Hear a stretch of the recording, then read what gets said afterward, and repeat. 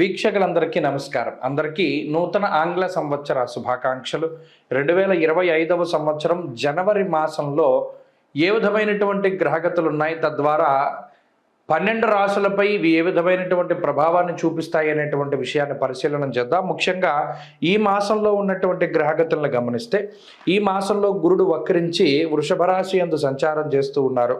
22వ తారీఖు వరకు కర్కాటక రాశి యందు కుజుడు వక్రగతిలో సంచారం చేస్తూ ఉంటే 22 దగ్గర నుండి మిథున రాశిలోకి, అనగా ఇది కుజ స్తంభన, ఇది ఆల్మోస్ట్ దాదాపుగా ఏప్రిల్ మేల వరకు ఉంటుంది. కాబట్టి కుజుడు మిథునం కర్కాటకం ఈ రెండు రాశుల మధ్యలోనే సంచారం చేస్తూ ఉంటారు, స్తంభిస్తూ ఉంటారు.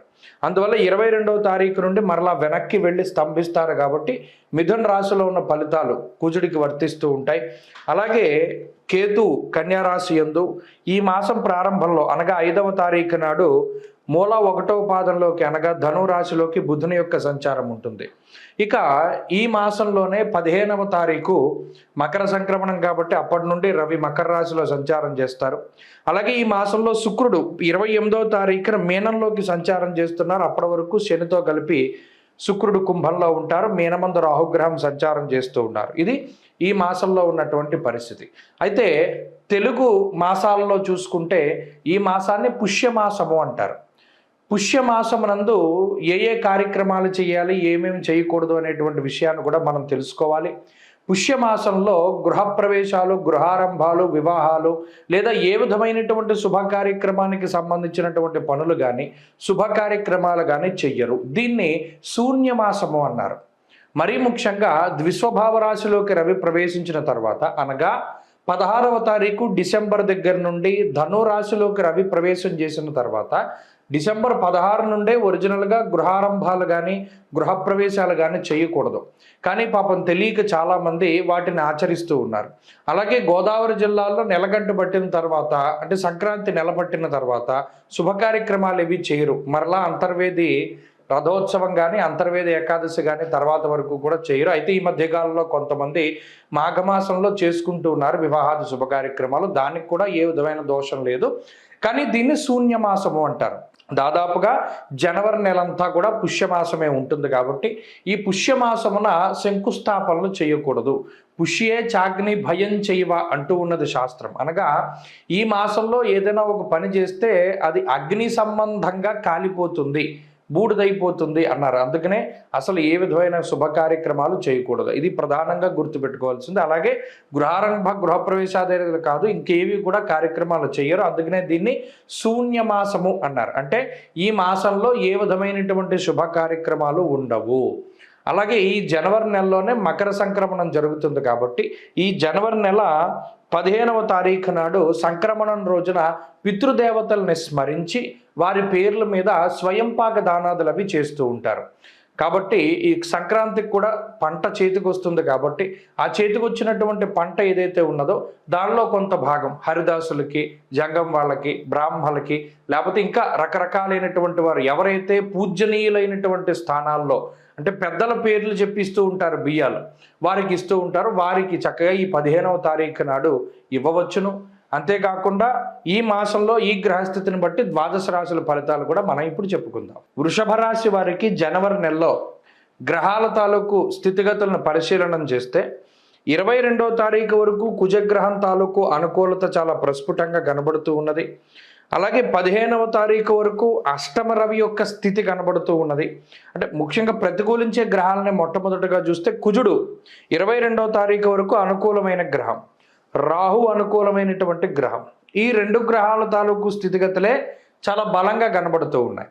ప్రతికూలంగా ఉండే గ్రహాలను చూస్తే ఈ గురుడు వక్రించినటువంటి తాలూకు ఫలితాలు ఒకటి, మాసం మధ్య వరకు ఉన్నటువంటి అష్టమ రవి బుధుల యొక్క దోషం ఒకటి. ఇవి రెండు ప్రధానంగా ఇబ్బంది పెట్టేటువంటి గ్రహస్థితులు. అంటే అటు ప్రతికూలతలు చూసినా అనుకూలతలు చూసినా ఆల్మోస్ట్ సమానంగానే ఉన్నాయి. 2 గ్రహాలు లేదా 3 గ్రహాలు అనుకూలించడం, 2-3 గ్రహాలు ప్రతికూలించడం వల్ల చాలా న్యూట్రల్గా రిజల్ట్ వస్తుంది. అయితే ఈ రాశి వారికి ఏంటంటే బలం, కుజుడు బలంగా స్తంభించి తృతీయంలో ఉండడం అనేటువంటిది బలం. అది 22వ తారీఖు వరకు ఉంటుంది. అందువల్ల ఏదైనా ముఖ్యమైనటువంటి పనులు ఏమైనా ఉంటే 22 లోపుగా పూర్తి చేసుకోవాలి. అయితే ఈ కొత్త సంవత్సరాన్ని మంచిగానే ప్రారంభం చేయగలుగుతారు వృషభ రాశి వారు. మరీ ముఖ్యంగా అనుకున్నటువంటి వాటిల్లో కొంత జాప్యం ఉంటుంది. అలాగే ఏదైతే వీరు కొన్ని వేడుకలు లాంటివి లేదా ఏదైనా ఫంక్షన్స్ లాంటివి చేద్దాం అనుకున్నప్పుడు దానిలో వీళ్ళకి సాటిస్ఫాక్షన్ ఉండదు. మనం ఇలా అనుకోలేదు కదా, సరే కొంత కాంప్రమైజ్ అయ్యి ముందుకు వెళ్ళవలసి వస్తుంది అనుకునేటువంటి ఇది కొంత వాళ్ళకి అనుకున్నట్టుగా సాటిస్ఫాక్షన్ ఉండదు. ప్రతి చిన్న విషయంలోనూ ఇది ఒకటే కొంత అసహనము అనేటువంటిది ప్రధానంగా కనబడుతుంది. ఈ అసహనము అసంతృప్తి ఈ నెలంతా కూడా ఎక్కువ ఉంటుంది. మరీ ముఖ్యంగా ఏదో జరిగిపోయిన దాన్ని వదిలేయకుండా పట్టించి కూర్చుంటారు. దానివల్ల జరగవలసినవి జరుగుతూ ఉన్నవి కూడా చాలా ఎఫెక్ట్ అవుతూ ఉంటాయి. ఈ వృషభ రాశి వారిలో ఈ నెలలో ప్రధానంగా కనబడేటువంటి సమస్య ఇది. సరే జరిగింది ఏదో జరిగిపోయింది కదా, దాన్ని ఓవర్కమ్ చేసి జరగాల్సింది చూద్దాం అనేటువంటిది ఉండదు. ఈ గ్రహస్థితి ఏం చేస్తుంది అంటే గతం తాలూకు అనుభవాల్ని జ్ఞాపకాలని ఎక్కువగా రిపీట్ చేస్తూ ఉంటుంది. అందువల్ల జరిగేటువంటి వాటి మీద కూడా అంత శ్రద్ధ చూపించలేకపోతారు. ఇది అయితే ఆరోగ్యానికి సంబంధించినటువంటి విషయాలు సానుకూలంగానే ఉన్నాయి. ఆరోగ్యపరమైన సమస్యలు ఏమీ లేవు, అనారోగ్య సమస్యలు ఏమీ లేవు. అలాగే ప్రత్యేకించి ఆర్థిక లాభాన్ని సూచించేటువంటి గ్రహస్థితిగా కూడా ఈ గ్రహస్థితిని మనం చెప్పుకోవచ్చును. అదే మాదిరిగా కొంత ఖర్చు కూడా దీనివల్ల కనబడుతుంది. మరి 2వ స్థానంలో కుజ సంచారం చివరిలో ఉండే అష్టమంలో రవి ఉన్నప్పుడు దుర్దోష శత్రు సంవాదో గమనం యథ అంటే ఆర్థికంగా గ్రహగతులు బాగానే ఉన్నా కూడా ఖర్చు కూడా అదే రీతిగా ఉంటుంది. అందువల్ల సరి సమానంగా ఉంటుంది. ఈ నెలంతా అంతే, పాజిటివ్ ఎంత ఉందో నెగిటివ్ అంతే ఉంటుంది. అందుకనే న్యూట్రల్గా సాగుతుంది అని చెప్పారు. ఇప్పుడు ఏదైనా ఒక మంచి వచ్చింది అనుకోండి, దాని వెనకాల ఏదో ఒక చెడు వస్తూ ఉంటుంది. అందువల్ల న్యూట్రల్ అయిపోతుంది. ఈ నెలంతా అదే రకమైన గ్రహస్థితి ఉంటుంది. ఏదైనా అనారోగ్య సమస్య వచ్చింది, మళ్ళీ తొందరగా రికవరీ అవ్వగలుగుతారు. అలాగే కుటుంబ సంబంధమైనటువంటి సమస్య ఏదో వచ్చింది, మరలా దాని నుండి బయటపడగలుగుతారు. ఇలా ఈ మాదిరిగానే ఉంటుంది గ్రహస్థితి అంతా. ఇక ఉద్యోగ వ్యాపారాలకి సంబంధించినటువంటి విషయాలు కూడా ఈ రాశి వారికి కొంత సానుకూలంగా ఉన్నాయి. కొంత ఈ ఉద్యోగంలో కానీ వ్యాపారంలో కానీ ఒత్తిడి మాత్రం కొంత అధికంగా ఉంటుంది. గతంలో ఎన్నడూ చేయనటువంటి పనులను సైతం మనం చేయవలసి వస్తుంది ఈ రాశివారు. అదొకటి ప్రధానంగా గుర్తుపెట్టుకోవాలి. అంతేకాక 22వ తారీఖు దాటిన తర్వాత, ముఖ్యంగా 15వ తారీఖు దాటిన తర్వాత అష్టమ రవి దోషం పోతుంది. భాగ్యస్థానంలోకి రవి వెళతారు. అప్పుడు కూడా విచారే నవమే రవు అన్నది శాస్త్రం.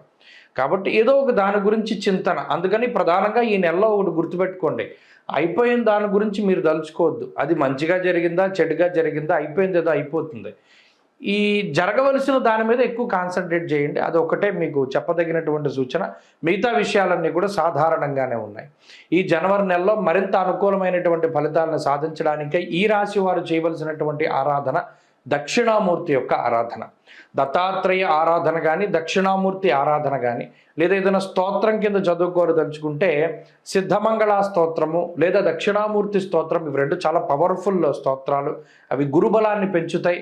తత్ఫలితంగా ఈ నెలలో మరింత అనుకూలమైనటువంటి ఫలితాలను పొందగలుగుతారు. స్వస్తి.